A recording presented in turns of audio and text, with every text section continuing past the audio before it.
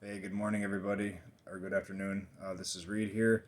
I wanted to make a quick video, really quick, about a comment I made on Matt Lost at 40's channel the other day. It was about anhedonia you feel while on Suboxone and while you're off Suboxone. Really quick, the reason is when you first start taking Suboxone, you know, you have more dopamine in your brain. You have natural dopamine in your brain. Um, that's why at first, when you first start on subs, you feel amazing. You feel great. You feel like you're like, this is the best medication. I'm gonna stay on this for the rest of my life. Why would I want to get off of it?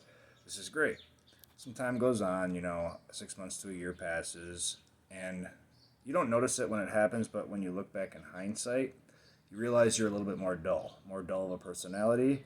Things don't seem as excitable as they once were. Life just seems blah, mundane, and blasé, right? That's because over time, because the Suboxone is feeding your brain so much fake dopamine that opiates do, that your natural dopamine is going to be cut off because your brain's going to say, hey, we don't need to produce this. We're already getting enough dopamine, and we don't want to overload the brain with dopamine either way. So it starts to lower its natural production of dopamine. And that's when you start to feel more blasé because you're only getting the foreign source of dopamine from the Suboxone and you're not getting any of your natural dopamine, at least not the normal level you're supposed to have as a functioning human being.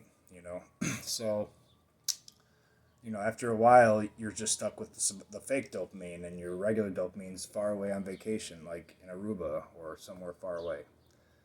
Well, when you stop taking the Suboxone, well, first of all, that's why in the beginning Suboxone's great, and that's why after a year or more, you're just like, dude, I feel like shit. I hate this. I want to get off.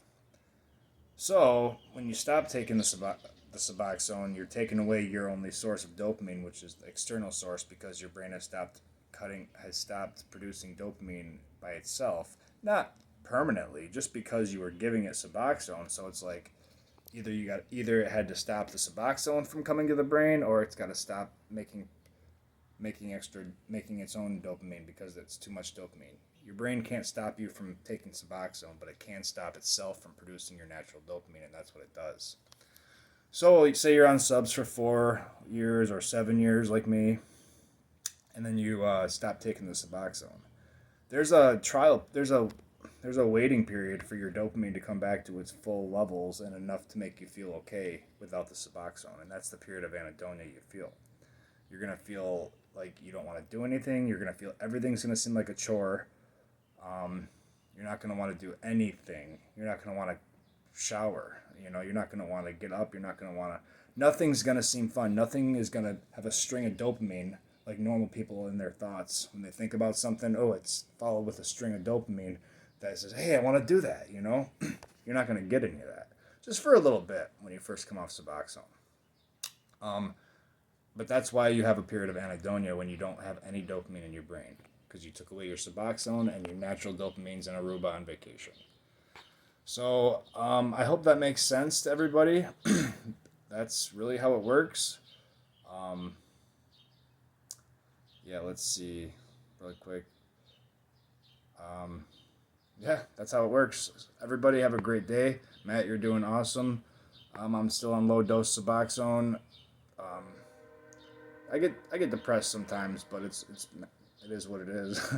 It'll get better when I come off. But at these low levels, cravings have been coming back, but nothing that I've acted on or anything. So that's good. Um, yeah. So everybody have a great day. Bye.